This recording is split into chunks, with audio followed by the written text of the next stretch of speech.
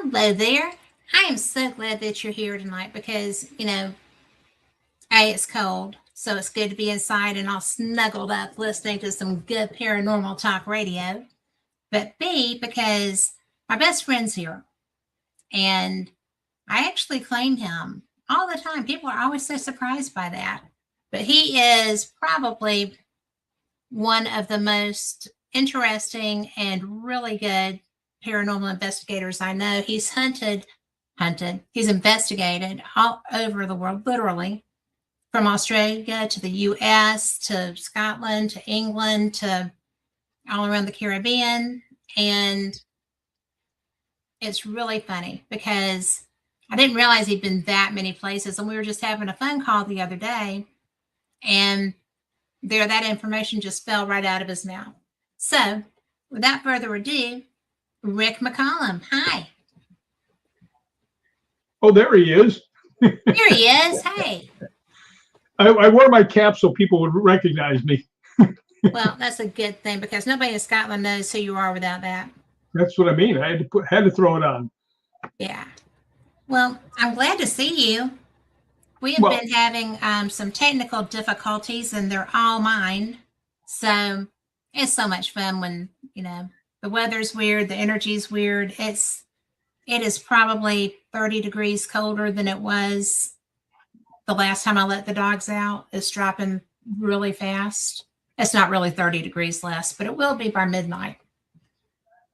Well, let them puppies back in. David did. Okay. Because I was just like, oh no. And I popped my head in because he's watching football. And I said, if you see a dog, you need to go close the back door. Because it's going to be bad. You leave it open long enough, you might have some other dogs come in too. It looks warm in there. Well, we'd have birds and squirrels because that's what we've got in our backyard. So sometimes that's what my dad ended up with a terrier. It used to come and stand underneath the awning when it was raining, and he would let the dog in all the time. And finally, he called the guy up and he goes, "Your dog is down here every night." And he said, "Well, you can have him." He said, "We leave him out. We don't really play with him or anything." So my old man said, "All right." So then he had 3 dogs. Oh, I have to tell you because this is funny, okay? Because you know my husband. Well, I was going to go watch, cheering and basketball yesterday. So David heard on the news that the pound, it was looking for blankets and food, and they were in kind of a crisis mode, and the whole 9 yards. So he goes and buys all of the blankets that all of the thrift stores he could get to had. And then he stopped and, bought a few of the big bags of dog food to take up there. I'm sitting there watching Amelia cheer, and my text goes off. And I look down, it's a picture of a lab puppy. Uh-oh. Well, you know how I am about labs, right? I know how you are about all dogs. I can't stand it. And so I was like, did you get her? You got her, right? Are you bringing her home? And bear in mind, I leave Sunday to go to Belize, right? So to be gone for a week. So he was like, no, I didn't bring her home. She is not home. And he's like, but she just got fixed. I mean, she's already spayed and everything. And I was like, well, we need her. So then he shows me a picture of a little terrier that looks like a cross between his dog Bernie and Wally. And I was like, he said, I guess we're getting them both. So we'll see what happens when I get home. But I want to say hey to everybody in chat, and thank you for being here. If you have any questions for Rick, please feel free to put them in there because he is a great conversationalist and we can talk for days without, without a lot. So you just never know what's going to happen when we have a show.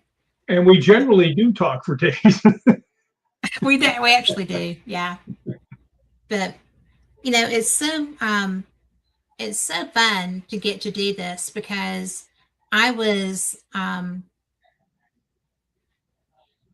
I was interested because you are going to be filling in for me for Fate while I'm on vacation. And you're Looking forward to it. excited about that, right? Yeah, I'm looking forward to it. Okay. So it's I'm looking forward to it too. I know our listeners will be. It's oh, excuse me. I love doing this show. I think that it is so much fun. And the the history of the show is pretty cool too, and your history is pretty cool. So I thought that would be a good mix. Well, we So know. I mean, you know me pretty well. I mean, you think? yeah. So I will try to behave myself. I do know you pretty well. I'm not banking on that part. Yeah, well, So, I'll tone it down. How's that? I'm doing well. And I want to say hey to everybody in chat, and I hope that where y'all are, you are warm and toasty. And, like I said, please feel free to put your questions in there because we'll answer them. We just love all the same stuff and a lot of the same people. So we just chit chat away. And I sometimes call when I'm doing a solo show a paranormal chit chat. It's just fun. So, well, you've been doing some stuff with Mikey getting organized and hanging out, haven't you? Oh yeah, yeah. Actually, I talked to Mikey, and he is available for the first. So that's good. Yeah. And yeah, I've been doing a bunch of stuff, to be able to have him saw my leg off and put other parts in, So And everything, that's, hoping it to me, comes. that is absolutely freaky. Yeah, So, well, it's better than hobbling. So, and I just talked to Kane a few minutes ago. That was interesting. I said, whenever you call me, I was expecting you to say, "We ride at dawn." no doubt. Somebody's getting some whooping. Well, I'm not going to lie. Kane is very straightforward, kind of abrupt sometimes. I like him. I think he's funny. But Yeah, but you don't have to worry about him lying to you.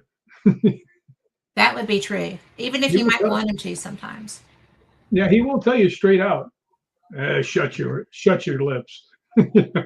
Well, the first time I met him was when I met you, and we were doing that investigation at that distillery in Yeah. Kentucky, in Louisville. We were at Scarefest, and I had just gotten Fate, the show, and you introduced people, I know what introduced me you're to. going to say. Go That ahead. was so cool. Go ahead. But Rat the me funny out. part was that I was kind of, I was just kind of flustered and I was excited. And I was like, well, we haven't even announced that yet. And Kane looked at me and said, we just did. Yeah, we just did. And I was like, okay, thank you. But so, but Serenity, you can just ask a question there. Just put it in. We don't mind. But I love getting questions. I do too. So, well, you've got some investigations coming up. Oh, are we together? No, I'm married to the most wonderful man for me on the planet. And his name is David, and he goes by the Honey Hipster. And Rick is flying solo. So Rick is in charge of taking care of Cat when we're on the overseas. he is in charge of cat duty.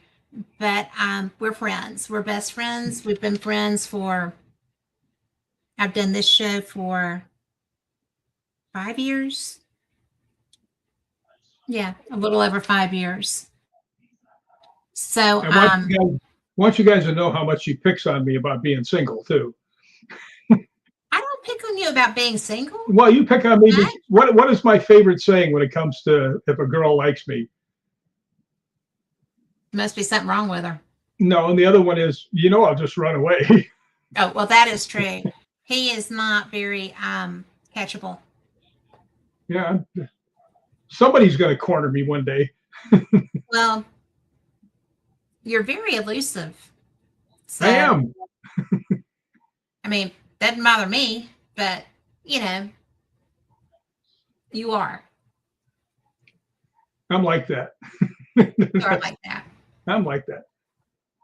So, well, I do know that you've got investigations with Kane coming up, public Yeah, investigations, that's right? going to be at the American Horror Story House. Can't tell you. It's later in February because we don't want anybody showing up at the place.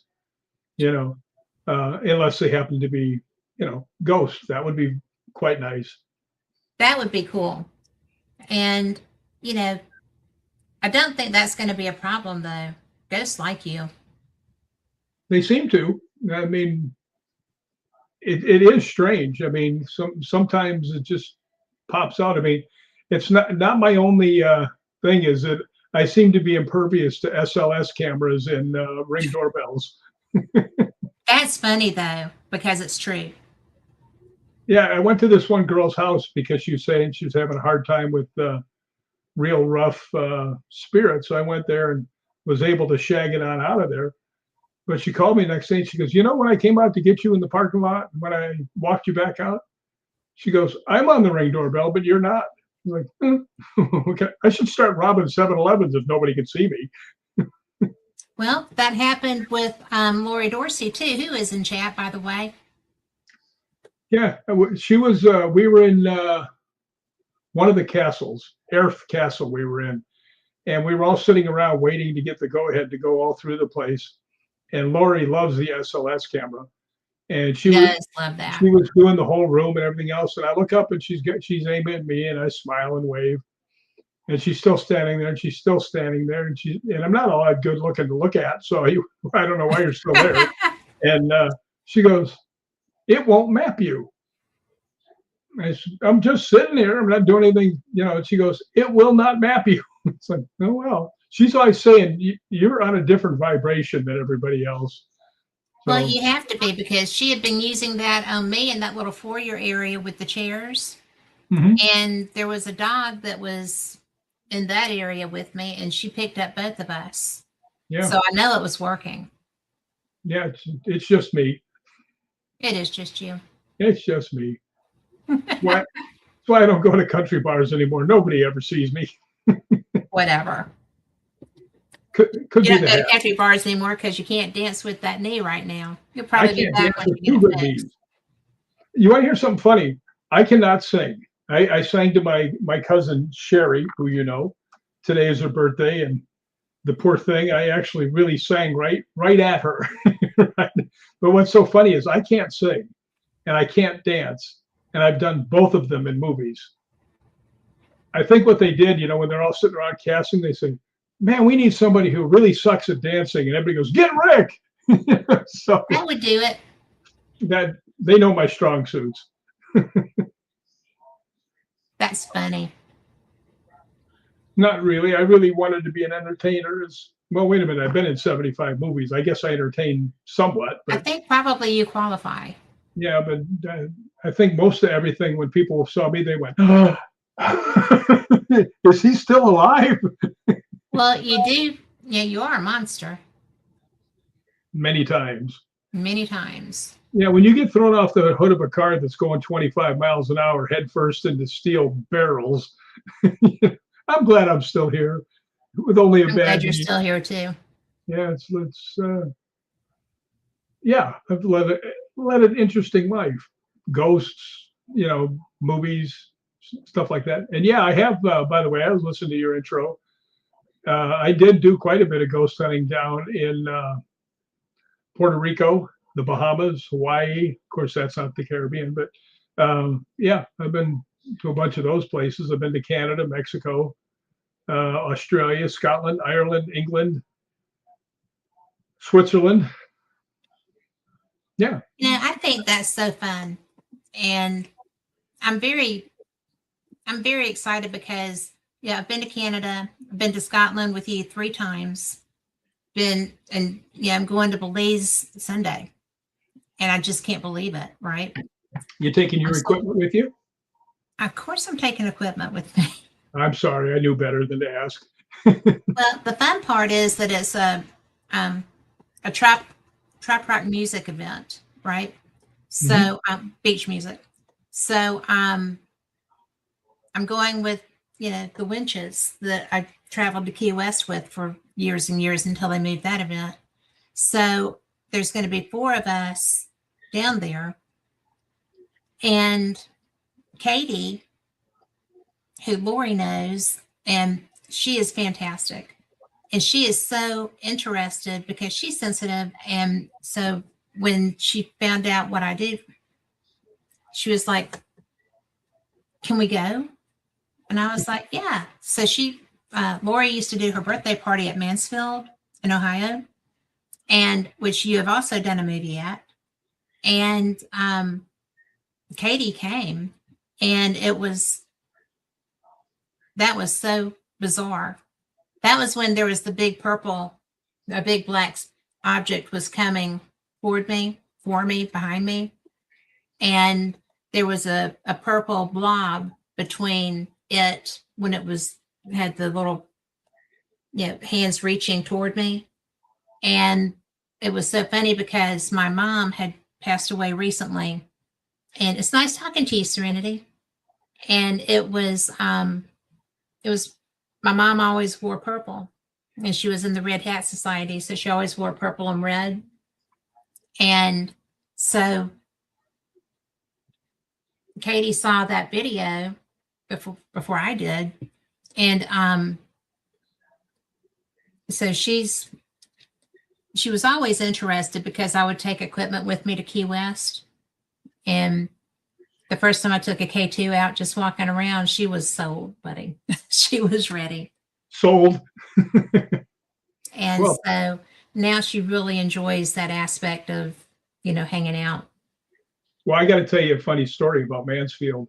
To the people who don't know, my male best friend is Kane Hodder, the guy who plays Jason Voorhees in the Friday the 13th, and he played Victor Crowley in the 4 Hatchet movies. And He's a we've little done we've intimidating. done 30 movies together along the way. But when we were in Mansfield, the guy that was hanging around there was the guy that had the Halloween stuff. They always had the big Halloween thing. And he told us, he said, "Yeah, they got all the dummies and everything else downstairs." Bad move, right? Me and Kay went down and got a dummy, brought it up.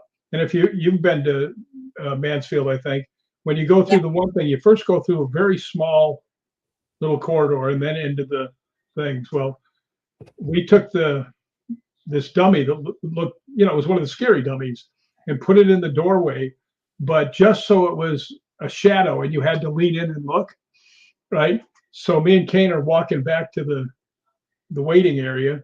Kane goes, "Do you think anybody will see it?" And we heard this woman, and I walked about another 5 feet. And I said, "Going out on a limb, I'm going to say yes." But yeah, that poor girl got so scared. That's so mean. We're awful. What can I tell you? Funny, but mean. Somebody, Serenity, has a question for us. She doesn't have a question for us. It says, "I've got a question for you too." There it is. I don't see. What's the question? It says he Serenity doesn't. had a question. No, she put up. It said he looks familiar. Have you like from a show? Oh, Been on a lot of shows. Quite a few times. Yeah, I've done roughly 75 movies and probably over 100 things altogether. And most of the time I'm under monster suits, but every once in a yeah. while I get to play a character. In the movie Hatchet 2, I got to play me, and I got chainsawed in half right through the middle of me, right through the top of my head. That's one place that you can actually see me. Both sides of me, actually. Uh, That just freaks my brain out. yeah, I've played some characters. I played a gangster in J. Edgar. I was on there for like 7 seconds because all I do is jump out and kill 15 people. I don't know Efficient. why can't they make me the love interest once? Jeez. Well, because you're tall, you're big, And I'd run and away. huh? And I'd run away. You would run away. I don't know if you would do it if you were acting. I think you might be okay if you were acting. Well, I can be a total scum when I'm acting. I just play myself. Works perfect. You're such a nerd. I am But getting excited because Scotland's not that far away in the distance. I mean, it's 6 months away, but it's not a year away anymore. it's not a year away. I'm excited. And I just think that I'm glad that we went the first time, even though that was not the best trip ever No, with the management. But the I've tried trip to was, make it up for you on the last two. yes. But I mean, we still had a great time, and we still We got to did. spend time with Scottish Paranormal, and we still got to see places, right? It just wasn't organized and Well, we've made some pretty good professional. friends in Scotland. I mean, we got Scottish Paranormal, which to me, I think is the best group in the world. I really do. I would agree. And Highland Paranormal, they're very good. They are. And then Horror and History and Horrors. Is that? History and horror tours. Yeah, that's Lynn Crawford Knight. Theory. Theory Yeah, and Lynn. yeah. So we've gotten into a lot of places that they say you don't get into. And Yes. because I have another friend, I'm not going to say his name because I don't want to get in trouble, but we've gotten to go into quite a few places nobody else gets into. So that's always pretty cool when we go there. Yeah, I would have liked for one of the people in that one to have had somebody to talk to before I showed up though. Because ouch. You talk about are you talking about Mikey? Now I'm talking about the Writers Museum. Oh, yeah, well, you know what's so weird? You're a very nice person, and everywhere we went, someone would either swat you or shoot you. It was like, Well, it was I think that the reason I said that about I wish somebody else had maybe investigated, like really investigated there, because I felt like when I went in that room where his artifacts were, he, and I was paying attention to them. I was, going through everything. And then I realized that I was the only one in there. So I came back in the other room. And when I turned my back on his room, walked out and was in that little central room going in. And that's when I got hit. And I think he just was trying to keep my attention because I had, paid attention in there. well, it's not very kind of him to, Trying maybe to a get tap my, on the trying to shoulder and get come me on back back in there, I in. think. Of course, then tell him what happened at Culloden. I got shot in I'm the standing belly. next to her and she grabs her stomach and bends over and I'm like, what happened? She goes, I just got shot. And I was like, I'm looking around for real people. I'm like, what's going on? And then figured out it was because we're standing on a battlefield. She got a little ghostly shooting. And Well, she really reacted too, like, oh, but it was about the right size for, a musket ball. yeah. I mean, and that one was weird because it stayed with me for a while, and periodically it will still show up. I don't know what makes that happen. When we go next time, I'll try and find places that won't try and kill you. I'm sure David will be happy about that. Well, it was just, but those were, you hear about paranormal injuries, and I didn't really think that was a thing. Well, And it is true because when I was with Brandy, we were ghost hunting down at the not the Whaley House, the William Heath Davis House in San Diego, mhm, and San Diego ghost hunters were downstairs. They were who invited us. they were downstairs and they were doing a session, and we started to walk down the stairs, and she says, let's wait up here. And she sat down on the stair, and I went to sit down on one in front of her, and something shoved me in the back, and I almost went head first down the stairs, but I was able to pull it out at the last second. And she screamed. I mean, that was something. And then at Balgoni, my favorite castle, somebody slapped me in the back of the head. You know, it was like, what are you going to do? Well, there's really nothing you can do. I mean, they've got the drop on you. You know, you don't see them. You can't see them, and yeah, that was pretty interesting actually. I was worried for you because you got it twice on the same tour. I was like, what's going on here? I was more cautious at Balgoni and at Castle Mingus. That was. I got to tell you, the Balgoni is so nice a place to go. It is. And I got slapped in the head there. I think that was before the Laird really knew me. Yeah. But that's my favorite place still. If I had millions of dollars, I'd buy it, live there, not let anybody else come in. Nobody. You hear nobody. Well, I'm going to tell you that is, it's very pretty. It is set in such a good location. I did not know it was so close to the sea. And I didn't either.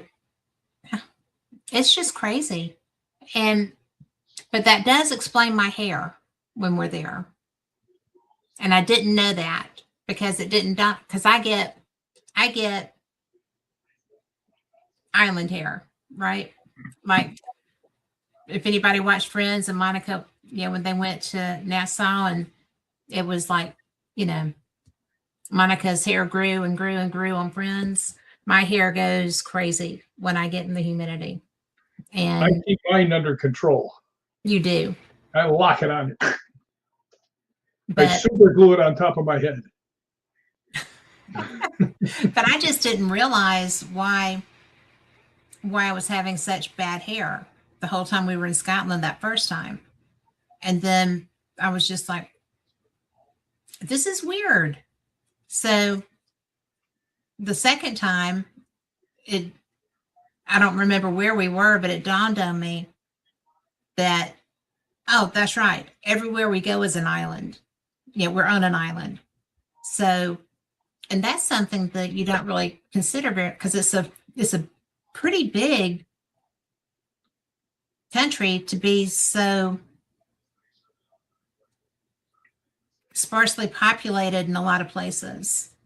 Well, that's one of the things I like. You're going on a bus and you're looking out and you're seeing green and no people, nothing. I mean, and the fact too that we were staying right next to the North Sea when we were in St. Andrews. Yeah. Yeah, so I love that place. I do too. I wish I could be a student again. I'd go to St. Andrews University and get that same room and just sit in there, flunk out of everything, but look out the window. It was, well, yeah, this past year we found that that room. Which room? The common room. Oh, yeah. And that was such a cool spot because it was just facing the sea. We watched the storms come in. We watched people playing on the beach. I mean, it was a beautiful place to spend a few minutes. Yeah, just to describe it to the people where we could see what we could look out. We could see the beach where they did Chariots of Fire, the race down the thing. And right in front of that is St. Andrews Golf Course, which is the oldest golf course in the world. So, I mean, you talk about a view. And it's so funny because we were staying at the university because in the summer, they rent them out like hotel rooms, but they don't charge you like hotel rooms. No, they don't.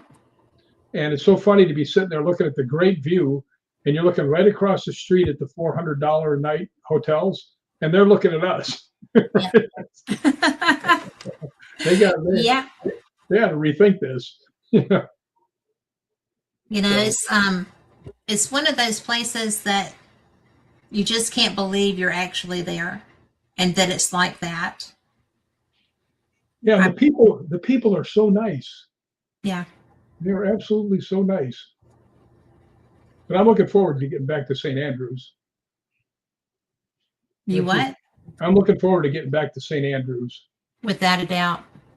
Well, let me explain this to people because they probably wouldn't understand this. There is a harbor down there. And when I first went down there, I sat there for like 2 hours just sitting on the bench looking at it. One thing that really gets to me is when you see the parents playing with their kids. You almost never see that over here. And when they're walking down the street, they're holding their hands and stuff. It's really family. But there's such a feeling from it. And I told Kat and Laurie, I said, yeah, once you go down there, you're going to be hooked. And you don't know what it is, but you're just like, I like it here. Right? All you're doing is sitting on a little bench looking at the water. And you like it because there's an ice cream truck there too. But it's so, ama- That you has know, something it's to do true. with it. But it's one of the things that got me were the crab traps Yeah. Yeah. because they're All the all stuff, colored. all the equipment they have up right next to the boats is really cool. And what, it's something that's really funny. There's a little inlet that's, cement on both sides. It's probably 25, 30 yards across. And when you go there, if you go there later on, and the tide has gone out, all the boats are in the mud. They're sitting on the Yeah, on their ground. sides. Yeah, That actually is the harbor, right? yeah, that is a harbor. Because when Yep. we went around to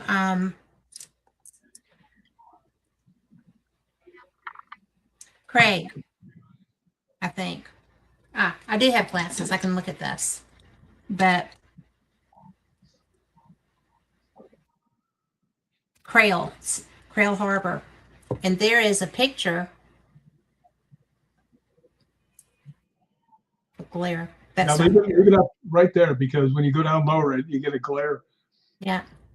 But that's the magnet I got from that little cafe Yeah, that's pretty cool. where we sat outside and we were at Crail Harbor. Because they had one too. It wasn't or it didn't look as big, but it was more the stones were holding it. It was enclosed in the stones like St. Andrews. Yeah, And all those pretty little boats are just like, yeah, they're waiting all on on the their tide to hanging come and over get the them side. back out. Well, I still think about that girl on the pier. I'm so ashamed of myself. Tell You know, people about her. I was just out there. There's a long pier. It's probably 400 yards long. Mhm. Goes across the beach and then out in the water. And I was just up on the pier, and it's just all it is rock, and then there's a wall, and then if you go too far this way, you fall off Yeah. into the water. And the water's not that deep there, right? So you don't want to be falling off because you're up kind of high.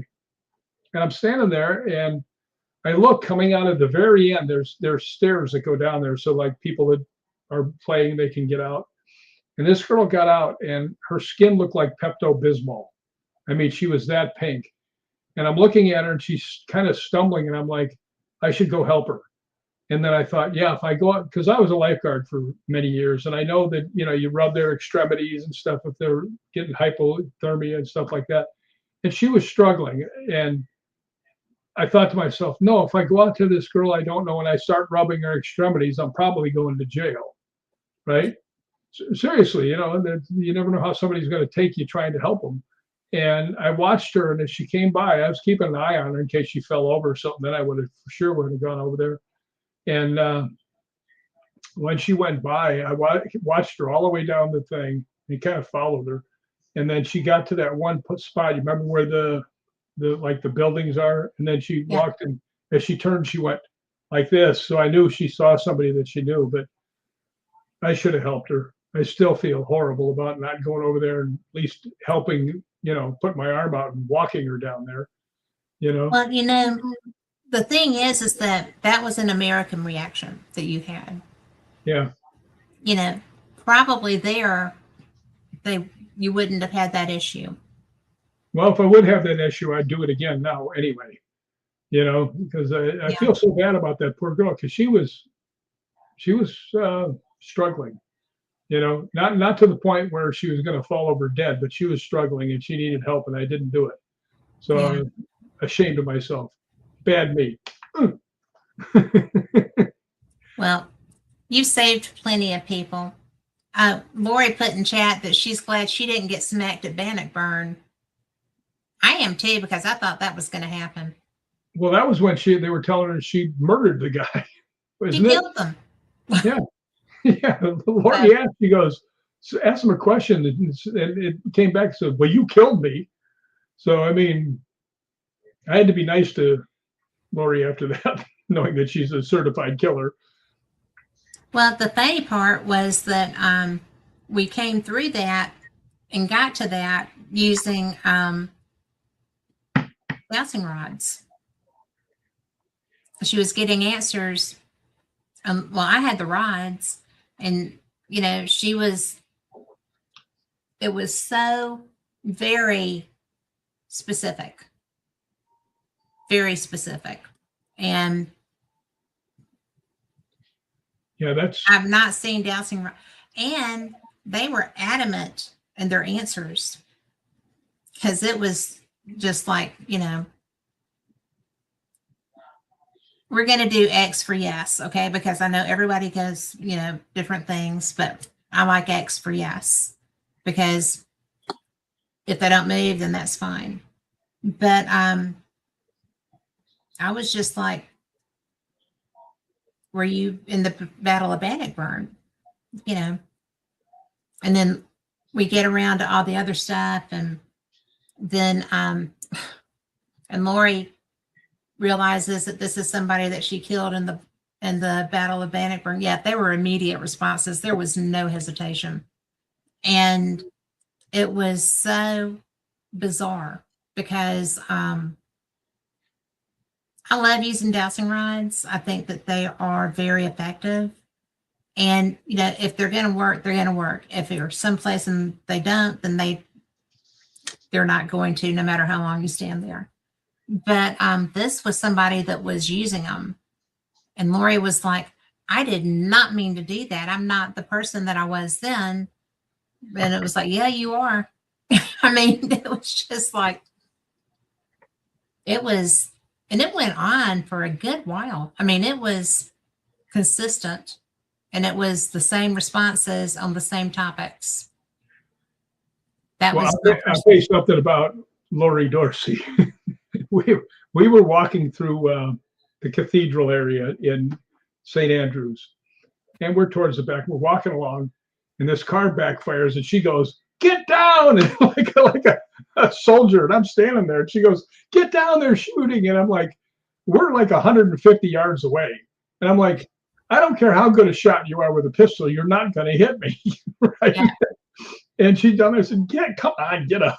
That's when the car backfired, but she's got some reflexes, that girl. Boom, she was down. So she might have been at Bannockburn. She See the connection here? There might have been. She might have been there at Bannockburn.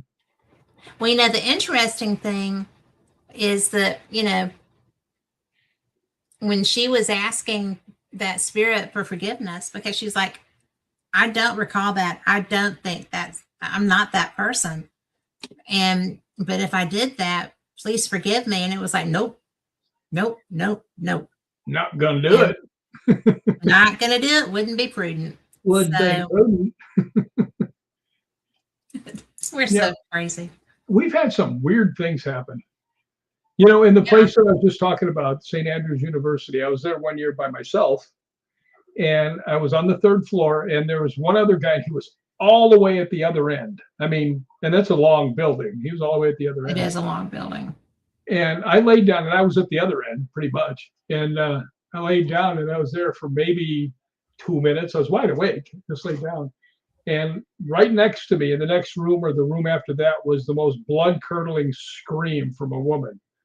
And I mean, I sat there and I went, holy crap. And I went running out the door to, see if somebody's, got hold of her or something. Nobody there. Walked all the way down, back and forth. Nobody. And I was listening to the doors. There wasn't anybody there.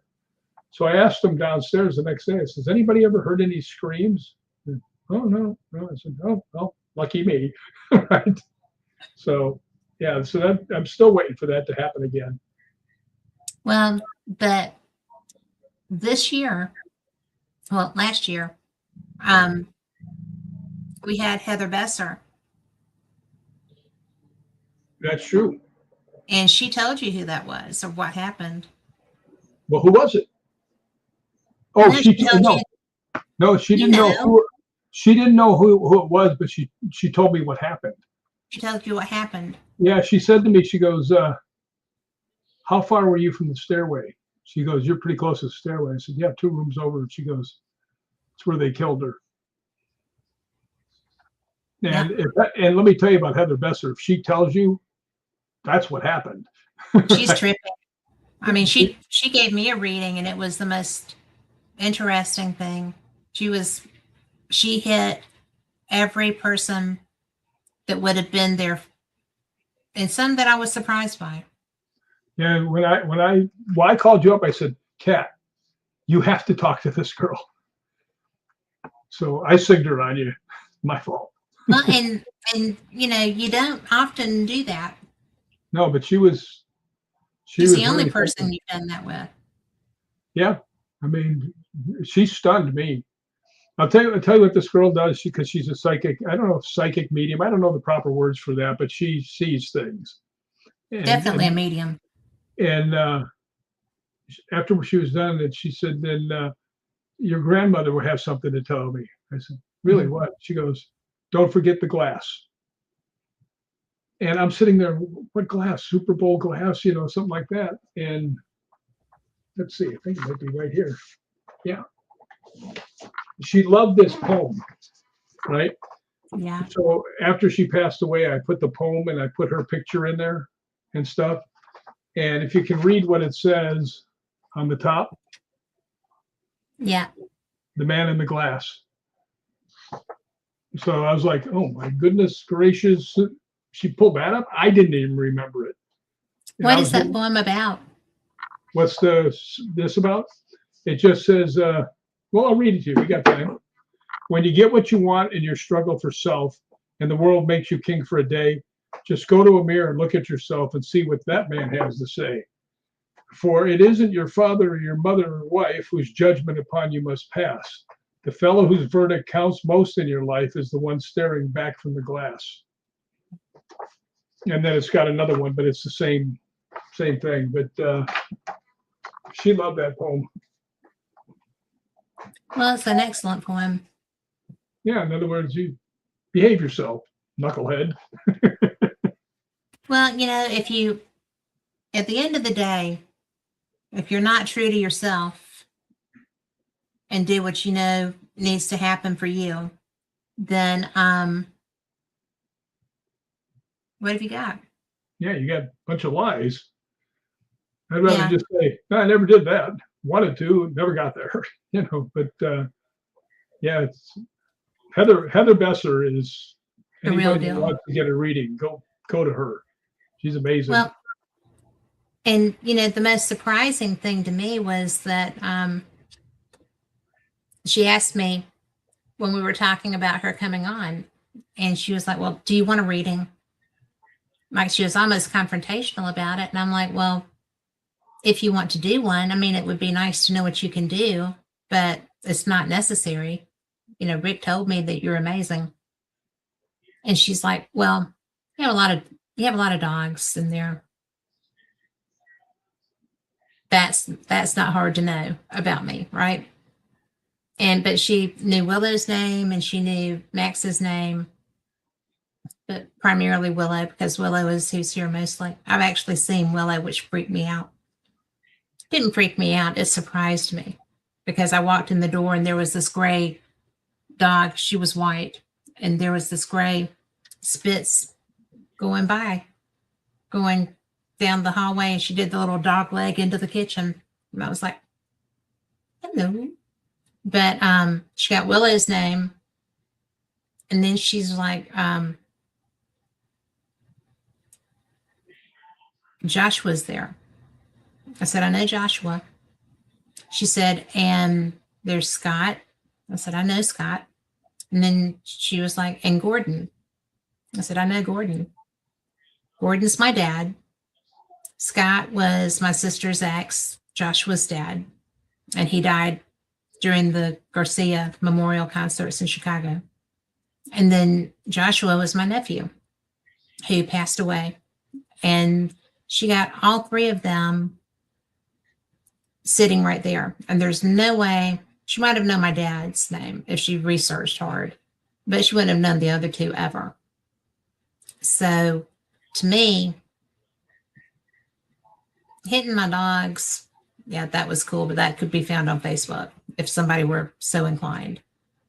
The rest of it, she's the real deal. Yeah, it's amazing, and I don't think she actually does things, you know, like we call it like a reading. I don't know if she even really does that. Well, I don't know either, but if she doesn't, people are missing out a lot because, you know, she's very kind, she's very nice, and she's real. She could. I don't know why she doesn't have her own TV show. I mean, Because that's hard to get. You always think everybody should have a TV show. yeah, but if you went to a bunch of producers and let her talk to them, she'd have a TV show. Well, you know, I don't know.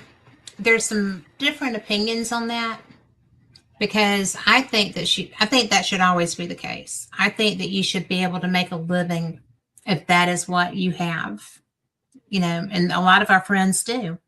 Mm-hmm. But a lot of others aren't comfortable, or their spouses aren't comfortable with it, or whatever the case, they don't really put themselves out there. And it's somebody like Heather, I think it's a tragedy that she doesn't have a platform. I don't know if she does or not. I don't believe that she does have a platform where she uses those gifts often. You know what I never thought of? What? Perhaps she comes across people that she doesn't want to. Maybe sometimes in the reading, she comes across some really horrible people. Well, I think that all of them do. I mean, just enough to say, oh, I'm done, you know. But I think that all of them, I mean, because you get the good with the bad. And that's just like if you're walking down the street and meet random people, you're going to meet people that are petses and you're going to meet people who are friends. Yeah, that's true. That's absolutely true. That is absolutely true. All right, tell them a story because I'm old and I need to go see some other rooms for a minute. I can do that. I know you can. I'm a professional talker. I'll be right back. We'll be right here. So, what do y'all want to know? I can tell you all the dirt about Rick. I bet he heard that. But, you know, Carl said, yeah, do it. So, you know, it's really fun because we met at an event and it was like, you know, you meet somebody and it's like, oh man, I've known this person forever. And Lori did too. And so it's really the best, you know, friendship. And we've come together so well. You know, Rick and Lori and I traveled together this year. Last year, it was Mikey Thompson, who you've seen on my show. He's such a good person. And he's actually going to be back the second Sunday I'm gone, I think. But Rick talked to Mikey about coming on with him. So I told him he could find his own people if I didn't care who he talked to. And and Julie, so who was Mikey's person.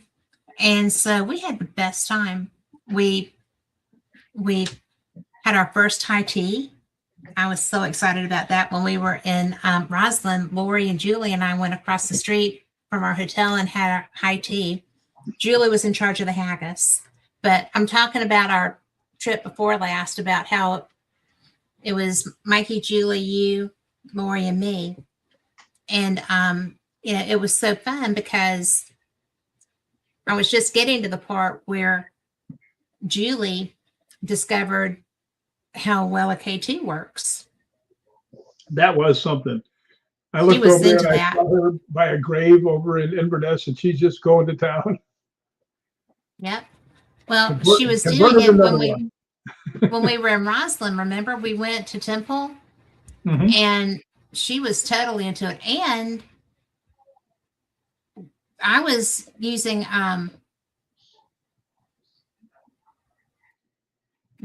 was it a SLS or what was I using, Lori?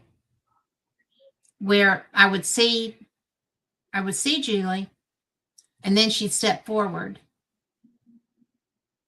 and I would lose her, and then she'd step back. So there was a zone right there, that headstone that we were at. I didn't have my SLS with me. Thermal. Okay, I did have my thermal imager. But yeah, and I mean, disappearing off an SLS, I could probably buy that. Disappearing from a thermal imager was weird.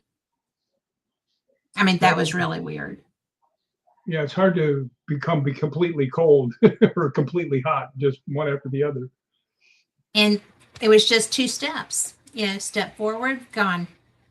Step back, there she is again. That was cool. That is cool. It's And a little absolutely cool. freaky. Yeah, I like the thermals. Well, you Actually, can't hide from it. when we were down in the Globe Jail, I actually was using this for my thermal for the screen. It is pretty good size. And I'm walking along like this in the dark. I walked right into a post. And then a little bit later, I walked into a chair, hit my shin on a chair. And then a little bit later, I turned around and hit my shin on the chair again. You hear me go, son of a bitch. Yes, you can know where he is when he does that. Yeah, that hurt. The chairs were attacking me, poles were attacking me. Well, the old jail was weird. That place, I was actually getting activity. I was on the first floor, the very last cell, and I was getting activity down there. And periodically, people would move around, and changing rooms and stuff. Which jail was this? Old Sterling. Yeah, the one I was talking about was Globe down in Arizona. Ah, That was pretty good. That's when I did the thing with Dylan. He and I were ghost hunting together, and then I locked him in the cell. and he's talking about Dylan Rathman, Tony Rathman's son. Yeah, so. Locked him in there. Yeah, that's pretty cool. We've had some pretty good adventures and stuff that I can't explain. I mean, Well, I think that's the best part, though, is when you have something and you're sitting there like Balgoni, back to Balgoni, but not this year, but last year. That was the weirdest thing ever, and it was the most definitive energy burst that suited the human that we thought we were talking to. I mean, everything was wide open. Yeah, that's. Well, I remember when the Laird showed up. That was like a bomb went off of energy. It was like, was. That's what I was talking about. That was. Yeah, we had 3 K2s that went all the way to 5 and locked, and wouldn't. I had to turn mine off, turn it back on. It went locked again. You were sitting there and you had fireworks coming off the REM pod right behind you. Yes. And the video did not present that way. That's what was so weird, because we're sitting there and I mean, that sucker's going off left and right. And I mean, I'm seeing energy on it. I'm seeing energy on the antenna. And the video that I got, at least, didn't show that. So I turned around and saw it, and it was like, I've never seen that before. I know, right? You know what it looked like? And It looked like those things where, they have the two things and the things go between them. mhm, That's what it looks that's like. It was exactly going. what it looked like. Yeah, I was like, what the heck is that? But that was pretty cool. That was Well, really cool. I I just loved that we. For those that don't know, I don't know if you've ever watched this show, you probably know. But the most interesting thing was that the Laird and Rick were friends. The Laird passed away after we left the previous year, and this was Rick's first time back at his castle, Balgony Castle, since he passed away. And Scottish Paranormal put us in a place that was unexpected. And Rick didn't understand why we were there. He thought that we would, come across the Laird in the chapel or somewhere else. Well, where we were had a lot of artifacts that he had found wandering around his property. And also there was a model of the castle that he had built with his son and a lot of personal things of his. And on the other side of the door, the next room was his workshop where he had made all of the doors in the castle. I mean, astounding, man. Not to mention And his own coffin he made his own coffin. I with the mean, date he was born, and then he had the date that he died put on it before they yeah. buried it. No wonder we liked So, each other. Both a little off kilter. yeah, but But I mean, I think that Ryan, Greg, all of them felt like that was the most personal room to the Laird that was, still there. And I felt like that's why they put us there. it was nice. The one girl came down. She goes, "You guys came all the way from America. You should be up in one of the big halls. We'll trade with you if you want." And I said, "No, no, we'll stay here." And They did. She came and offered to change. yeah, that was so sweet. But boy, I'm so glad we didn't, because that's the biggest thing I've ever gotten in ghost hunting. I mean, it was just, and the whole group was laughing at me because I'm looking at all the equipment. I Oh said, my gosh. yeah, I'm Yes. sitting there going, man, this thing is blowing up. This must be, a spirit that must really know this stuff. And I looked up and everybody's looking at me like, you're going to catch on sometime. And I went, holy crap, it's the Laird.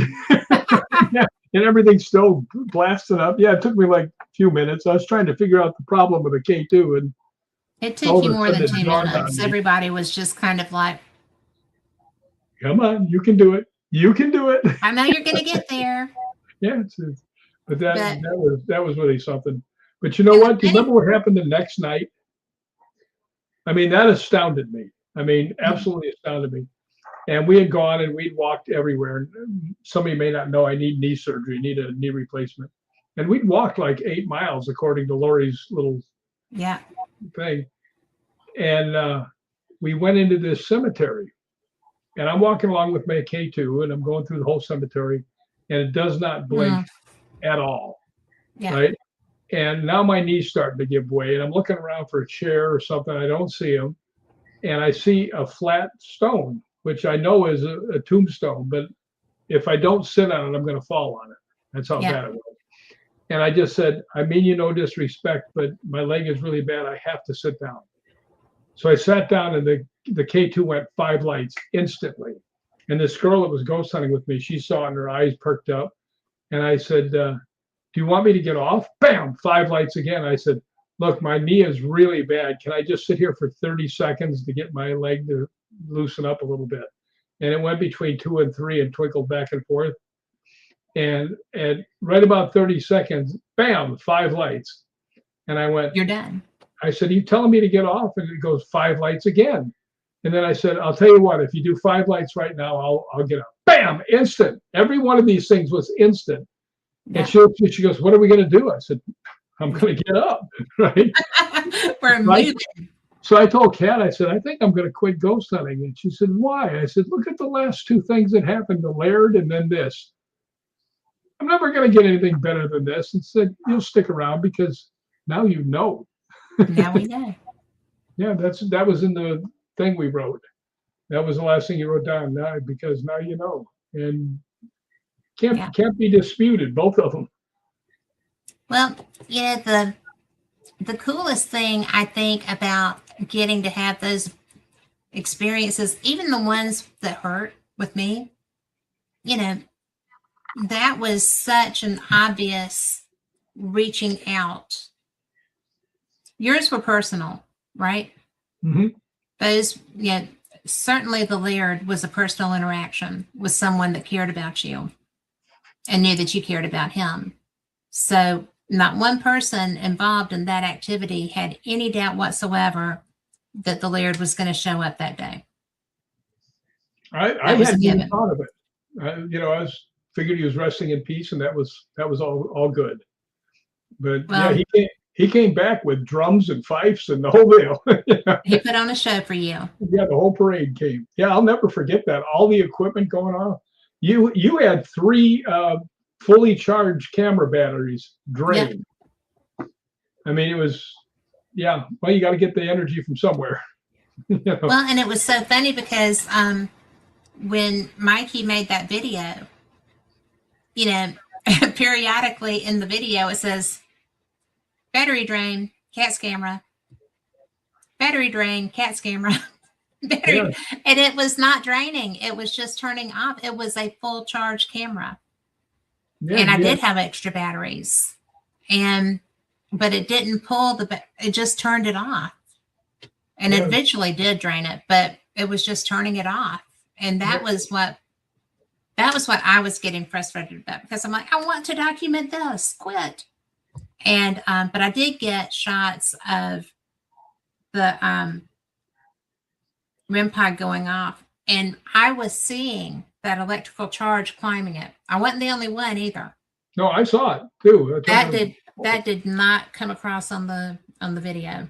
Yeah, but it was something. I mean, it was like, what the heck is going on here? I thought it was going to blow up. I thought the Yeah. REM pod was going to blow up. Well, we've had some things you just we can't deny that it happened. It's just Yeah. so strong. And then the seat, sitting on the tombstone. When we went back there, they had a telephone company right across the way blasting everything out. It was, Yeah. you couldn't trust the K2. But you know what happened? You guys didn't see this. You came over when we were trying to get it to work, and it kept going to 3, 3, 3, 3, 3, and it just stayed on 3 the whole time. And you guys all walked away, and I said, I was here last year, and you really answered me. Could you make it go to 5 just once? Bam, 5. And I went, okay, I'm gone. So Yeah. That's when you don't stay there and keep talking. yeah. You know who else doesn't get enough credit for a lot of this stuff? Now everybody knows Ryan, O'Neill, because he's been on TV a lot. And Gregor's been on TV, and he's written, I think he's up to 20, going on book number 24. Yeah. And the one that doesn't really get as much publicity is Lee Dunn. And Lee Dunn is brilliant. yeah, he's a great medium. And I remember we went back to Cool Russ, and we went to the toll booth, which is supposed to be extraordinary haunted. And it was me and Gregor, Ryan, and Linda. Yeah. And we're up there, and nothing was happening. And the thing that I love about Lee, Ryan looks over and he goes, Lee, are you picking anything up? And he goes, no. No. None of this. Oh, I feel a woman in white manifesting in the corner. No. Yeah. That's why I like him. And you know what he did? And so did Heather Besser. You know this. For a couple of years, I heard a girl's voice behind me, like 20 feet behind me, go, Rick. Oh, wow. Yes. Over and over and over again. And finally, I asked both Heather and Ryan, or our Lee, to give me an idea if they can come across anything. So the very next day, I asked Lee first, and he told me, he says, yeah, I did. He says, I usually get those things when I'm asleep. He says, and this one came in pretty strong. He goes, it's a really pretty girl, blonde girl, Southern, really religious. And, she passed away, but that's who's calling your name. And I said, really? And he said, I said, what's her name? And he goes, Jeannie. And I was like, no, the only girl I know from down there is Jade, right? That would fit that category and fit it perfectly. And then I went, oh, wait a minute. Jade was her model name. Her real name was Jeannie, and I was like slobber knocked, right? And then I asked Heather Besser, and she told me, she goes, "Yeah, it's a girl, a Southern girl, blonde, really pretty, and the whole same thing." And after she was done it, she told me, she goes, "Yeah, her name is Jeannie." And I was like, "Wow!" Both of them said the same thing. Yeah. And I said, "She keeps trying to get hold of me." She goes, "Yeah, she has a message for you." And I said, "Well, what is it?" She goes, "She said if you want to run with the big dogs, get off the porch." How's that for someone trying to get your attention? Both of them said the exact same thing. I mean, that was obvious. But it happened again not too long ago. I got a Rick at Gelson's again. So I don't know if she's going to pick on me some more. Well, she was she liked you. She did like me, but I don't know if she liked me that much. She would come down to the home shows and stuff, and we would go to eat. I'd take her to dinner and things like that. And unfortunately, she passed away from cancer. And one of the cutest things, which is really sad, was one of the girls that was an advertising person was really good friends with Jade and had brought her down to meet me in front of the building. Right? She didn't really want to go in. She didn't have enough strength to go through, but she came up. And when they got there, I was standing there with uh, Kathy Sewell, who was like lights up every bell I have. And Yeah. she's just the nicest person on the planet, beautiful, successful, rich. I mean, everything about her that you'd want to hate. But she came up and she saw them and she didn't want to interfere because we've been talking. She goes, "Okay, well, I'll see you on the inside." And Kathy Sewell is perfect. I mean, there's nothing about Right. her that isn't perfect. And when she walked away and stuff, Jade said to me, she goes, "Who was that overweight girl?" And I was like, I was going to say, like, I didn't see any, but I realized it was a little bit of jealousy on Jade's part, which I found so endearing. And I said, "Oh, she's one of the sales agents." She's like Beth, they both do the same thing. But when she said that overweight girl, uh, it was Well, like, I don't know what you're talking about. Southern women are not catty. well, I think she saw her as somebody that was an opponent. You know what I mean? Perhaps a rival.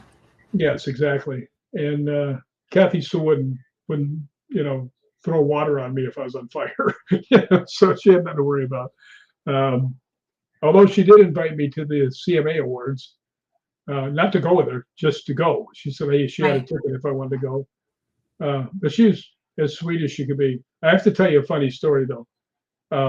We had a business called the Home Decorating Remodeling Show, and I was buying the advertising, and Kathy Sewell had already been by. And I was talking to our two sponsors for the newspaper.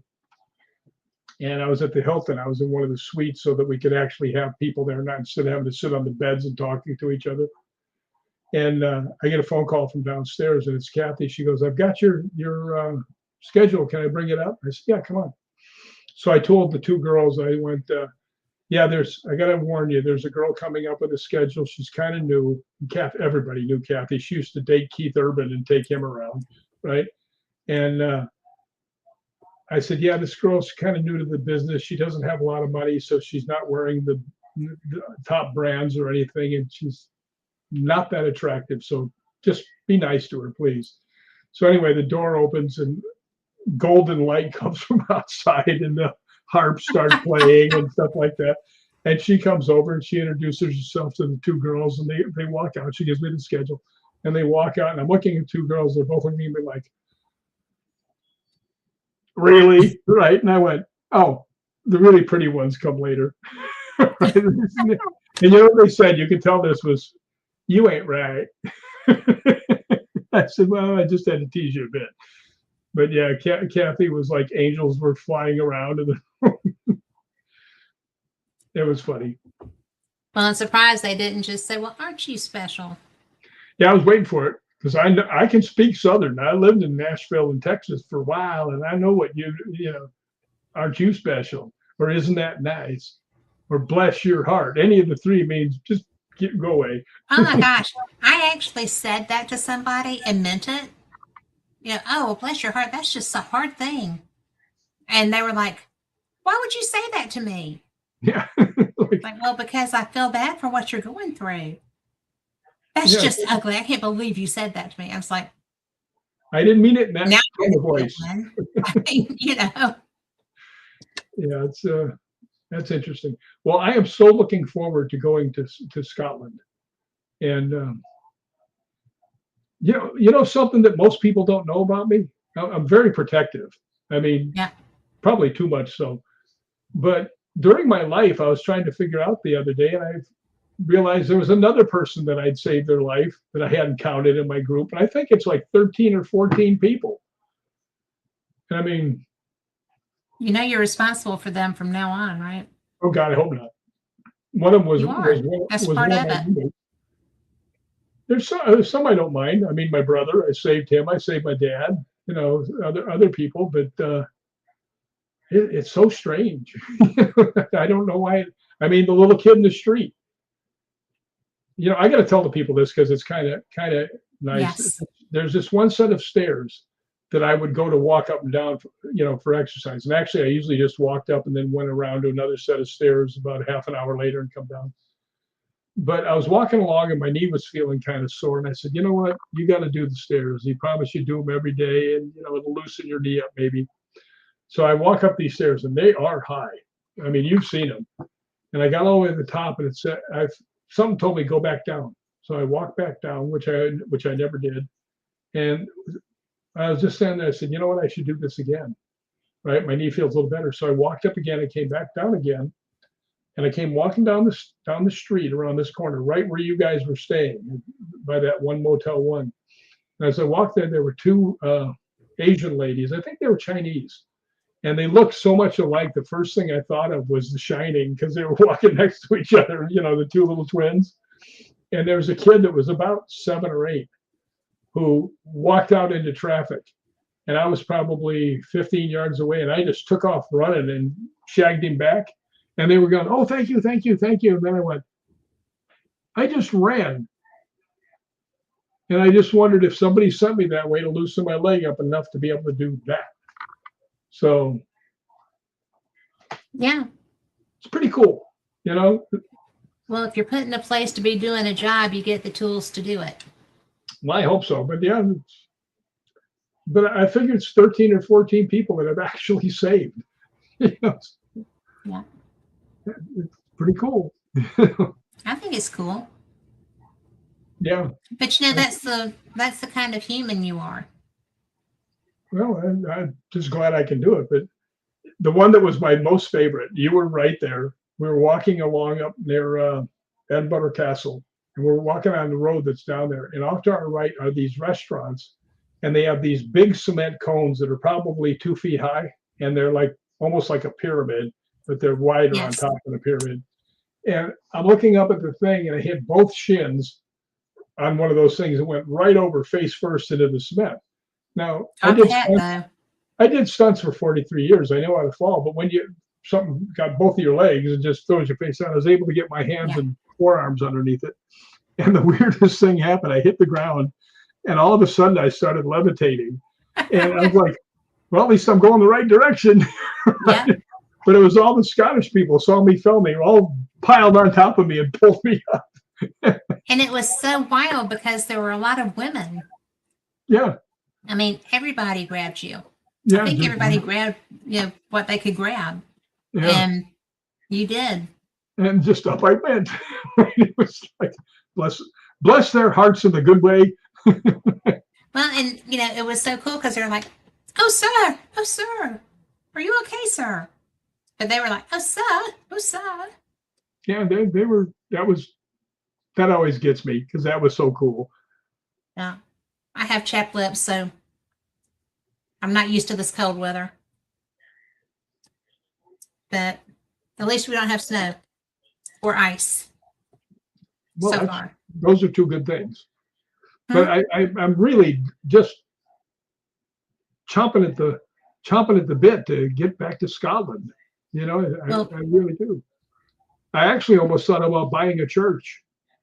And then Linda Whiteford just said, you don't want to do that. I said, well, a big church and it's only 37,000 pounds. That's like $50,000. right, for a big church in Cool Ross. She goes, you don't want that one. I said, why? She goes, you need over $1 million to fix it up. That's why they're leaving.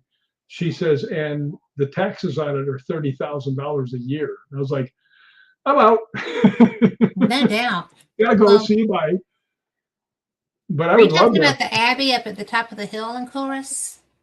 Yeah, I don't know if that's what it was, but she just said it was there. She's in charge of all those places. Yeah. So she's pretty I cool. wouldn't mind having a house there. I wouldn't either. That'd be like to have somewhere, and verbo it out while I wasn't there. But what Yes. would happen is once I was there, I wouldn't want to leave. Yeah. I could verbo my own apartment. I think they would frown on that though. Well, if she was talking about that Abbey, I spent a pretty good bit of time up there in that place. Yeah. Because it was so cool. And that's the one that had the cemetery next to it. yes. Yeah, that was pretty cool. But boy, talk about a walk up the cobblestones. Jeez. Yeah. And a walk down was even worse. I had Lori hanging on, because I was afraid she was going to fall. I'll tell you a funny Greg story in front of you. I'll tell you a funny story about Lori. When we were out on the tour, we were at Blackness Castle, and you were up in the place where you watch everything, and Mikey was in the other one. You guys were waving down at us, and it started to rain. I said, "Hold under my arm," and she puts her hand on my arm. I said, "Lock your elbow inside my arm. It's getting slippery." And she goes, "Well, okay." And instantly her feet went out from underneath her, and I went, and I'm holding her up. And she looks up at me, and she just stands there, looks at me, she goes, "Thank you." And I'm like, yeah. And I remember the one time when Mikey was helping her up the stairs, and he conked his head on that cement beam, and I just happened to be far enough behind him to get him, his coat up by his shoulders, and was hanging on him. I was like, this guy's a big dude. He is a big dude. Yeah, he's probably 240 pounds. Yeah. Well, and he's tall too. Yeah, all dead weight. I'm like, you stand that up. Was in the vaults, the Edinburgh vaults. Yeah. I have gone down. There wasn't any way to get him up. Well, I wish I could show something on here. I don't know how to do it, but I have 4 pictures from those vaults. Yeah. And the first picture I have, and I said, I'm going to take some pictures, and I want you to show up in them if you can. And I took a picture, and you can see all the way to the wall, right? And it's probably 25 yards to the wall, and nothing.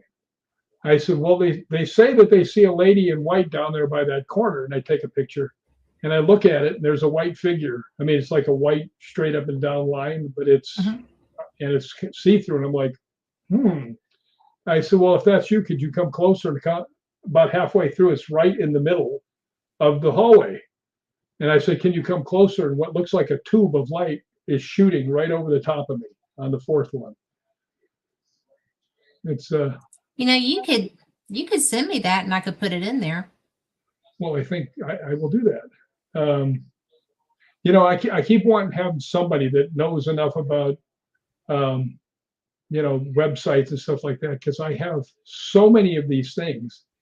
You've seen the thing of the when I was down in the travel lodge and getting all the answers through the K2 meter. I mean, and I showed the guy that was holding the K2 meter. He kind of got freaked out because I said, okay, how many people are here with us, right? And if I start counting, will you light it up? And I go, 2, and it lights up all 5. And he's looking at me, and his eyes are real big. I said, 3, 4, 5, and he's looking at me. Just he's saying to me mentally, it just answered you. Why are you doing this? And I went up to 5, and then I went 2, and it lit up all 5 again. He was like, oh, I get it now. Verification. So, yeah. So stuff like that. I mean, I got so many of those things that you could see, and it'd be like, wow. But I do have to have the best intro of all time. The best what? Intro for all time. I don't know where I got that, but it was somebody very talented. Oh, that's right. It was you. It was me. That was a fun thing to do. Yeah, I'm going to have to do another one because I got more stuff. But I did have this one girl tell me that she would set up everything on YouTube for me. And the one girl that sent me, she said, she's really, really good. And I said, well, I don't want to ask poor Kat Hobson again. She already did one for me, but I didn't talk to her about how much it might cost or anything else. So I kind of ran away. Yeah. So, but yeah, I need to have a website or something with all that stuff on there because I get so much stuff. So many times people want me to be on their show and stuff, and I always give them my intro here. That came from Well, Kat Hobson. that was so much fun to make because you've got such a history in ghost hunting, and you've got so But many not places many that you. people know about it. Well, I know we talk about that. You always yell at me too, but it's just one of those things that I didn't know when I was making that video. I didn't know a lot of the things and places that you had been, and it was just fun. Yeah, I have been to a lot of places. I mean, and I don't know why, but people, and I always say this, and you read about it. You wrote the foreword for my book, which won the Paranormal Book of the Year award. It just goes back what I'm going to say. People are really nice to me. It's my only superpower. It's a good one to have. It is. It's so funny when you go into like Sainsbury. I used to go in there, and the two people would come, "How have you been?" And I was like, "Fine. How you been?" Yeah. So it's kind of cool. Yeah, I remember the last time I went to the Motel One. I can't tell you. Well, maybe it wasn't the Motel One, but it was one of the hotels I was staying at. And Taylor Swift was there, and I got when I signed in, my bill was enormous because they jacked all the stuff up. And I asked the manager, I said, "Can you come out here?" I said, "I can't afford to stay here at this." And he goes, "Well, if I'll give you $700 off if you say okay, but you have to tell me within the next hour." I was like, "Why?" Right? I said, "Well, okay, do that." Right? I said, "Why are you doing that?" He goes, "Because I'm going to another hotel at the end of the hour." I was managing another place. So I can't tell you who it was. Right. But he said, "Well, you did talk to me about it last year, so I won't get in trouble." I said, "Okay." So I had a lot of money to eat lunch on. Well, So I'm gonna put out there that I love the Motel One that we stay in the second because one, it or the is first right by one? my chocolate. Oh, you're talking about the one that I drug you over to. Hmm. Yeah, because you guys were staying at the other one. Actually, that's right where I went out there and ran and got that kid out of the way. But I said, the one you were staying at, they had all these weird stairs and all over the place. I said, "You got to come to mine. It's right where everything is." And then, No, I mean the one that we stay at now. yeah, Now that first one was a maze. yeah, That was crazy. But the I love the one that we're at now because we're right across from the Balmoral Hotel. There's an Apple store Waverly, if you have a problem. Waverly There's train station. It's right there. mm-hmm. Waverly train Yes, you station can is get right across anywhere the street. So, yeah, I've always loved that except place. Roy. It was so fun. I took Laurie and Kat. There's a mall that they built about 1 block away. And we walk in and they're looking, "Wow, this is really something." Then Kat goes, "Ah!" Points up, and I Hotel look at it. chocolate. No, it's Krispy Kreme. Yes. Yes. There's a Krispy Kreme in this mall right by our hotel in Scotland. I brought a Southern girl to a Krispy Kreme place. That you want to get some friends, that's what you do. In Scotland. Yeah, and then this chocolate place that they love. They were in there all the time. I mean, it was. I'm down to my last sleeve though of chocolate. Oh, we're going back. You can load up. The other place that I really liked was what was it? What was the name of that place? Five Guys Pizza, Yes. where I used to get the Five burgers. Guys burgers. Yeah, and I would get the burgers there. What was so nice, there was a lady, I would say was probably 60, 65 years old, that was always at the front counter. And I'd go there every night to get a burger and fries and a chocolate shake, which might explain my high A1C. Right? But anyway, she would always talk to me while I was getting the stuff. And I remember one day I went in there And I thought, you know what? I've been spending too much money. I said, I won't get the fries, because I used to get the real big fries. And I'm sitting there, and all of a sudden, she pops out of the back. She goes, "Here's your order." And I looked inside, and she goes, "Wait, at me." She goes, "You forgot the fries." So that's what I'm saying. People are just nice to me. It's really cool. Yeah. And I did see one thing on Prince's Street. It was right after I blew out my knee really badly in Roslyn when I fell down that hill. Yeah. And I'm really limping, and I've got a cane. I'm really limping, and I'm walking along near the wall. And this girl walks by me, and all of a sudden she just shoots by me, and I'm like, right? And there's an older lady just in front of me who's falling backwards, and this girl and caught her. And I was like, wow. I didn't even see her gold tiara or the lasso. I mean, well, the Scottish people are so special like that, though. Yeah, except for one let his dog try and steal my apple turnover. That got a little feisty there for a minute. He didn't want me to say anything to his dog, and I didn't want his dog to eat my apple turnover. Right? Yeah. So we settled that. Not to his satisfaction, but we settled it. So, I think that Roslyn is this true? Roslyn is my favorite town without water in Scotland. Yeah, well, you know what? It's just so old school there. Mm-hmm. I mean, you go to the chapel and you go walking around out in the grounds and the 3 different cemeteries, and and then you go across the street. Matter of fact, the place that I always sit is where the guys from Curse of Oak Island were sitting, and I felt like saying, "Get out of my chair!" No doubt.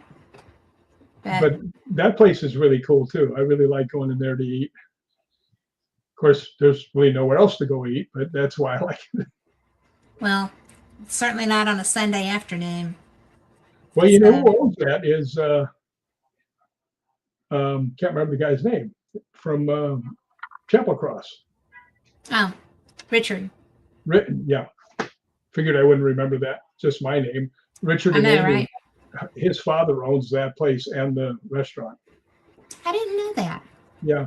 And he was so cool one day. I went to get up to go to the bathroom, and I put my hand on the edge of the plate, and it went up in the air all over me. Right. And I came back out, and all the stuff that I had ordered was back on the table, and everything was cleaned up. I said, "Well, I was going to clean it up." And I said, "I'll pay for it." And he goes, "No, you certainly will not." And I said, "Well, it wasn't your fault. I'm a klutz." Right. But he goes, "No problem." So, yeah. And Amy's always been really nice to me. Amy's amazing. Yeah, she grabbed my face and said, "What is this?" Remember that? And you told me she's his face scrapes on his pillow. I bet it is still sore. She's a feisty little thing. Yeah. But what really it bothered me the first time that I went into the cafe, because they are right in front of the laboratory where the sheep was cloned.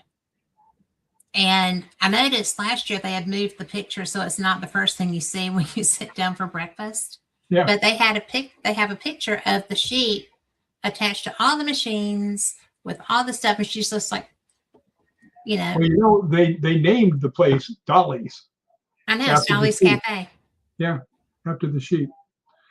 And Lori said good oatmeal. They have great oatmeal. And their bread is homemade. Well, it was funny. There was a girl when I first started going there, this is a long time ago. And a lot of times I'd be the only person there, right? Yeah. So she would come over and she would sit down and talk to me while I was eating. And she was 15, maybe 16. Yeah. And I said, "You know what? How would you like to be in my magazine?" Because I had an online magazine, which I'd like to start again. If anybody out there knows how to do it, it's Rick Mccallum on Facebook. But anyway, or Ghosts Believe in Me on Facebook, or Hollywood Ghost Hunters on Facebook. Everywhere. They're all over the place. But anyway, I said, "How would you like to do me a favor?" I said, "Would you like to wear one of my shirts, and I'll take a picture of you and I'll put you in my magazine," right? So on that page, there's check this out. Some people, Chris Fleming, Scott Grunwald, uh, Abigail, the girl, and this one other girl. I think it was Brenda York with a hockey mascot in the shirt, right? But yeah, it was so cool. She really dug it, and then now she's like a fashion model, Yeah. right? Or somebody with money is buying her stuff because she's always dressed like $1,000 worth of clothes. And Yeah. yeah, she was so sweet. But, I haven't talked to her since she's older. I'm sure she's just older and sweet. So, yeah. But that was I'm pretty sure cool. she's still sweet. Yeah, I hope so. Yeah, she was real nice. Lori had posted about Colton Hill. I think that's a cool experience that y'all had. That was strange. If you ever see Colton Hill, it's probably 100 yards of a flat area that goes straight up the hill. And there's a handrail in the middle.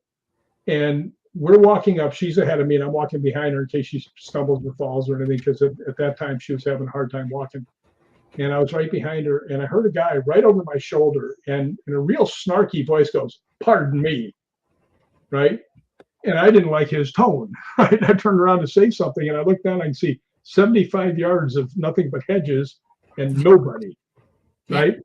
And I said, "Lori, did you hear anything?" She goes, "I heard the guy say, 'Pardon me.'" I said, "Turn around." And she goes, "There's nobody here." I said, "Yeah." So that was a pretty cool thing. But yeah, that guy was a little unruly. I was about ready to give him the business. I said, "Well, you don't need to talk." Nobody to give business to. Yeah. But that was something. Well, that was something. And I'm going to tell you that when we went up there, I know it was cold. I did not care. That was such a cool place. And because we investigated the cemetery down at the base before we got to there. And then, I had no idea that all that stuff was just right up the street from us. Well, I didn't know about it. There's a restaurant up there. What? There's a restaurant up there. Yes. I didn't know that. I didn't know that either. But that'd be kind of a cool place to sit there and look out over the bay and all that stuff. Yeah. And we still haven't gotten to Holyrood Palace either. Well, we got to go this time, but we got to go during the day before it gets late, because they close up the other half of the place. They lock it up. And if there's a member of the royal family there, you can't tour it anyway. Yeah. I wonder if anybody's in residence. I wonder if Craig has anything to do with that. What? I wonder if my buddy Craig has anything to do with that. Probably not, but it'd be worth asking. Yeah. Yeah, I annoy him a lot.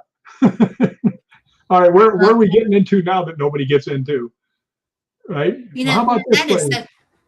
My favorite was you with your picture with the cup from the Open.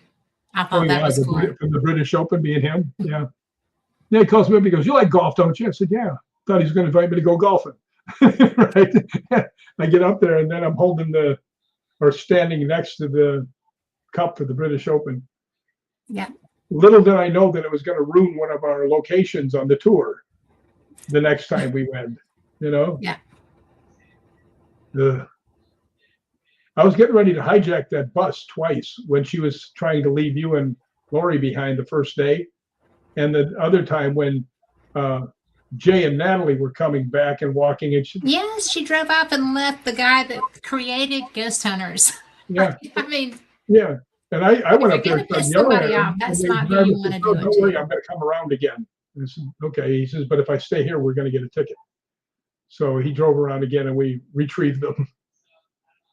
Well, what was so bad was we were pulling away right as they were walking up. Yeah. And they were across the street. If they would have been right there, I would have gone up there and held on to the thing and said, "You ain't going." But he said, "Don't worry, we're going around." So. Well, I'm going to tell you that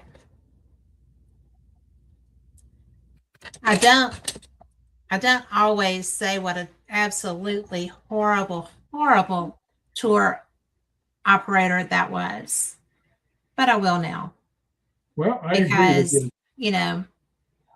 I have never seen such a lack of coordination, a lack of knowledge Well, about I'll tell you what they really locations. lacked was respect for the people that were on the tour. Yeah. I mean, I would, you know, one of the things that really made me happy is when she comes storming over the next day after you guys slept in my room, and she goes, "Yes, I want to talk about my room that I reserved, or you know, that I said I wanted to have." And he goes, "And what was the guy's name? Joe, the Yes. manager?" Yeah. And he goes, "Oh, I'm sorry, somebody already reserved that." And she goes, "Really? Who?" And he goes, "Him," and points at Yeah. me. Oh, she was so mad. Yeah. Well, I have never, ever, and I'm old, and I've done a lot of You're a event puppy. coordination Hush. back in my younger years and stuff like that. Um, I have never seen such a lack of professionalism. Yeah, it was. And and she she dumped Lori and I off in a dive hotel and, you know, left us Well, there where nobody knew where we were. tell them what happened. It was an interesting part of the tour. Well, she had not booked enough rooms for the tour. All of the people were not going to get to stay in the 14th century hotel that we had paid a chunk of money for because she had to combine tours because she's not a very organized person. So two tours came together where there had been one, and she had not booked enough rooms. And the people who were not original members of that tour um, got the rooms, and the people that were did not. And so that was a big bone of contention. And I found out about it when we were at the Stagecoach Inn because I heard her on the phone. And I just told her, I said, you know, I paid to stay at that hotel. I do not want to go back to an airport hotel in Edinburgh when I paid to stay at that hotel. So you need to make other arrangements. So she dumped us off on the side of the road. And Lori was ready to run away. And I'm like, we can't go anywhere until somebody knows what's going on. We just can't.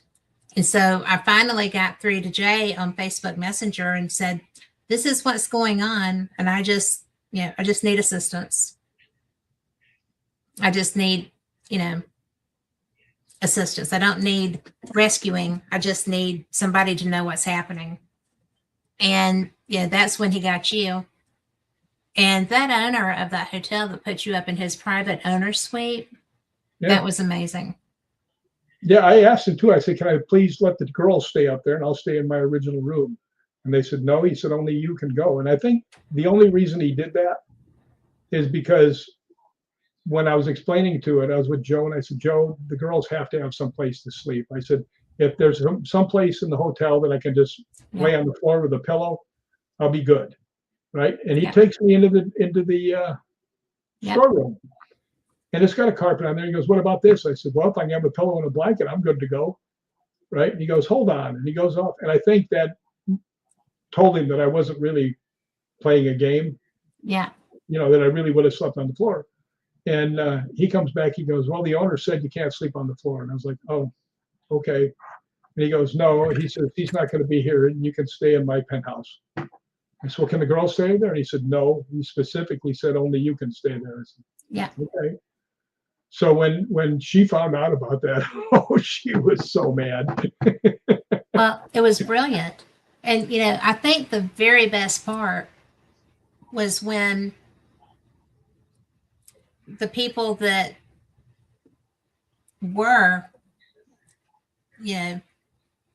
approved by her walked in, and Lori and I are sitting there with you, Jay, and Natalie having a glass of wine. And they're just like, where did you come from? We're staying here. Don't you know I would have liked to have been a fly on the wall when that word got back to her. Oh, yeah. So, was fun. but it was Joe Smiley. Yeah, Joe Snyder. And he has a great big Scottish knight sitting on some platform somewhere because he was our knight in shining armor, and you were too. And You mean like that? yeah. Yeah, I would have picked him up faster, but he got caught in the wire from my microphone. And I mean, and Jay Bluemke has one too, and so does Natalie. Yeah, it's So because there were people that came to our aid. yeah, Lori said Dunvegans with all the exclamation points behind it. Dunvegans is great. The only problem with Dunvegans was I always felt so bad for that homely girl that was waiting on us. I just always felt like her life was just going to be not that good. They have a supermodel as a server. They have a lot of supermodels as servers that work there. And Beautiful women. She was the sweetest person too. Mm-hmm. And what's really and fun, fast. Yeah, every girl in Scotland moves like a cheetah. Yeah. Maybe it's only when I'm around. Well, they have to walk on those hills, and they have to, and everybody walks everywhere. I love being there. Well, I think it's great. You're either on a train or you're walking. You don't see a lot of overweight girls in Scotland because they're walking everywhere like a cheetah. Just zoom.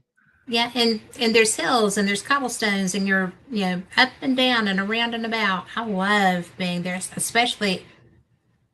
I love being in Edinburgh and Old Town. Yeah. But I love St. Andrews. You have to really work to find where the places are to go and like eat out dinner and stuff, unless you're Dunvegans, which is every golfer's dream. But that's it was a lot of fun. There's not any place that I didn't like, really. Well, I like the place we went for lunch in St. Andrews. That was pretty good. The Italian? Yeah. That was a pretty good place. But it was someplace that you had to actively look for, right? I mean, no, we stumbled into that one. We did, and it was great. It was just as we came across the street, it was right in front of us. Yeah. And we were all hungry because we couldn't figure out, nothing sounded good because we wanted everything. Yeah, and then we got in there, it was like, ooh, I think I had mac and cheese there both days. I think you did. Yeah, it was good. If you ever go to Scotland, that's the place. Yeah. But there's so many places, and one of the places that we never really talk about, and I don't know why, but when we were in Paris, it was a beautiful, beautiful hotel. It was old, but oh my God, it was gorgeous. It's called Salutations, and you weren't well, so we went and investigated without you. But you didn't know because you weren't well. And it was so fun. And Mikey had that. In fact, I just turned on a property owner to that tape. Yeah, the EMF tape kind of thing. Yeah. And that's something that we probably got more activity on than anything else, except for doing the Estes method and stuff. But the Estes was good. That usually is. Because there were Lynn, and I don't think Gary was there. I think that it was the youngest boy who just had a birthday. But it was really pretty good. But it was fun. But I got up and I get up and eat breakfast and walk around and stuff. And I got up and did a walkabout, took some pictures around and stuff. But that was such a pretty town. I think that's where I was playing in my suitcase in the morning. It was. Yeah. You were trying to see how many times you could get up and down in there. Well, it was only one. Crash boom I went up and down twice. That's right when I knew something was wrong, because I fell down 11 times in my hotel room. Yep. Fortunately, 6 of the times I hit the bed, and then the other ones was up and I was trying to get the suitcase and I started to fall and I went back to the bed. Those were self-aimed. And then I Yep. brought the suitcase up and I opened it up on the bed and I'm sitting next to it and it starts sliding off the bed. So I put my hand on the open thing and it slid me right off with it. And I fell onto the hard plastic suitcase and I had my arm stuck underneath me and I couldn't get up out of the suitcase. I got halfway up and I fell back into the suitcase. I was like, this is not what I wanted. But I came out. Not where I wanted to sleep. Yeah, the whole arm was bruised from falling in that hard plastic. But yeah, but when I got back, I found out because they rushed me to the hospital and gave me six transfusions, and maybe there was something actually wrong. Well, and the worst part was that when you went to get those transfusions, I'm watching the fire news, right? And as you're going to the hospital, I'm watching them say the fire is moving into Burbank. Yeah. Well, when I talk to you, you're like, oh, well, I'm going into, Burbank to, Presbyterian. I'm like, no, do not go to Burbank. And well, the fire never got over there, but the smoke did. Yeah. Because I could look the out fire my was window. on its way with the smoke. Yeah, well, I could look out my window, and right where I was the water tower for Walt Disney. Right, so I would look out there and I'd see the smoke, but it wasn't too much. It didn't get too close. So yeah, and I was there for 4 days, and yeah, figured if it didn't get me by then, I was okay. And it was so sweet. The young girl walked me all the way out to my car, so I get a cheaper rate for the parking. And I think she was probably making sure that I didn't topple over. Probably, because I'm going to tell you, that was very frightening from this side. I mean, David was so concerned too. We're like, where is he? Where, what is he doing? And I think David was probably pretty ready to come and get you and take you somewhere because you were being a bit of a nut. Stubborn? Me? But Wally, but that was, I knew that you weren't well, but I didn't know how unwell you were. And when I got home and you went to the doctor and I'm telling David what you're telling me, and he's like, holy crap. I'm like, I know. So well, I'll tell you the thing that got me. So glad you're okay. When I came up the stairs, what? Lori said the snail rescue. But anyway, when I came up the stairs, I live on the second floor. It's not any big deal to walk up the stairs. And I got up to the stairs, I opened the door and I closed it. Just as I closed the door, I couldn't breathe at all. And I had my hands on my knees and I'm like going, and I'm not getting any air at all. And I know that in a couple of minutes, I'm going to black out, fall on the ground, and probably die, right? You don't breathe, you don't live, right? So I went like this, and I just said in my mind, God, please help me. And instantly, I was standing straight up and going, like nothing happened. I was like, wow, thanks. Right? Yeah. So that's when I went to the doctor to get the blood test. And that's when I was driving actually to go to Walmart actually. And the doctor calls me and goes, Rick, what are you doing? I said, driving to Walmart. He goes, well, I want you to go to somewhere else. I said, well, I'm kind of almost there. He goes, I know how stubborn you are, so just listen to me. Your red blood cells are at a critical level. I said, what?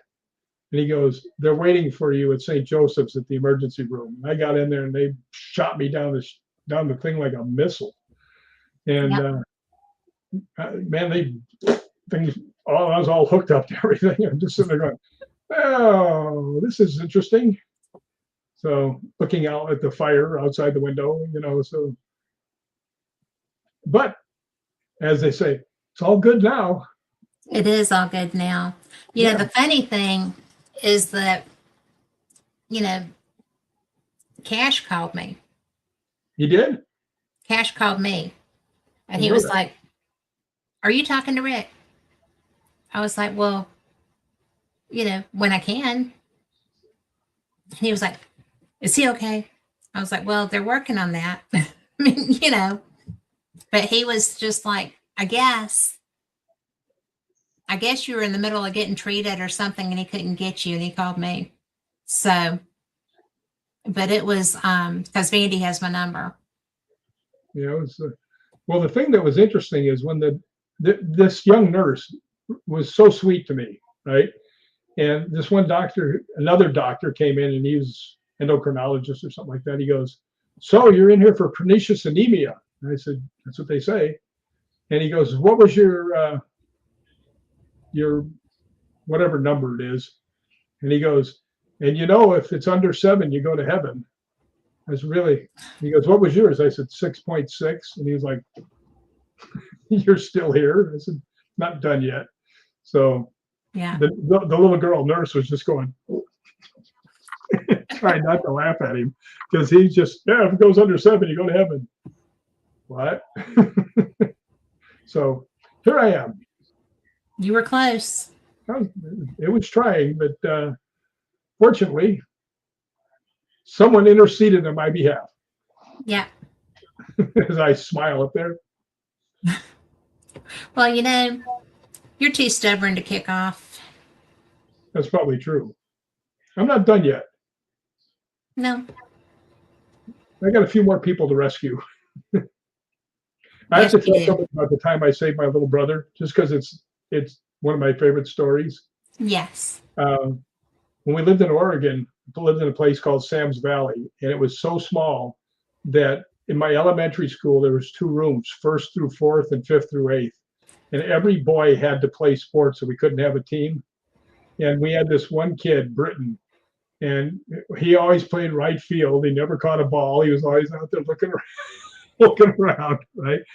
But um, we had a lake right in front of us. It wasn't really big. It was probably 300 yards long and 100 and some odd yards wide. And it was a man-made lake. And my dad and a bunch of fathers had got a made out of oil drums and then put a raft over it, so they would stay up. And it had a high dive. And I was 13, I think. And I swam out there and I look over and I see Cash and his mom in the water. And Cash was about a year old, right? And she's got him and she's swimming. And she was a good swimmer, right? And because she swam in high school and all that stuff, so it was only like 30 yards to the thing. So she's swimming to it. And there were 2 dogs, Major and Baron, who were half uh, Great Dane and half German Shepherds. And they were huge and hairy. They looked like Sasquatches.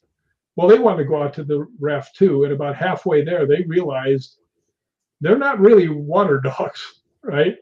And the closest body for them to grab onto was Cash in their mouth. And they just started flailing. They were thinking this was it for them. And they knocked Cash loose, right? And he sunk. And I'm up on the thing. I went, "Oh, crap." And I dove in and I'm swimming around looking for him. And I'm out of breath, but I'm not going to give up, right? And I look down, I see one little white spot. He's only probably about 15 feet down. But this is what's so cute. I go down there and I see it's him, and he's sitting there and he's got his legs. He looks like Buddha. He's sitting like Buddha, right? And he looks up and he sees me and he goes, right? So I snagged him and took him back up. And I don't know how much longer I could have lasted before I got him, but snagged his little butt and got him up there. And when I got him up there, his mother was up on the raft. And Yeah. I think that was the one day that she liked me. But but yeah, but he was so chilly. Baby down. Yeah. Oh, there he is. I know him. Pick me up. With his little hands, like babies do when they want you to pick them up. Yeah. Yeah, so that was cool. That's one of my And favorite y'all memories. still have that relationship. Yeah, but I couldn't And you're pick him both you're both rescuers. Yeah, but I couldn't pick him up now. He weighs 245 In the pounds. water. In the water you could get him. He weighs 245 pounds. It'd be like not easy to drag his carcass up there. And I'm pretty sure I couldn't throw him over a fence now. Well, he jumped that fence. That was funny though. and you set him up perfectly for it.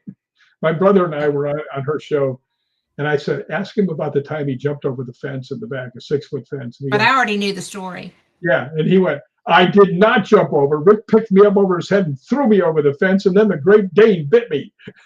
Yeah. Yeah. Here's a snack for you. We have had so many fun adventures with more still coming. That's true. I can't wait for I'm more. looking forward to every one of them. You know who almost decided to go to Scotland with us today, but had already told her friend that she'd go to Ireland with her? Was Sherry. I would love that. Yeah, Sherry would be real good to have around.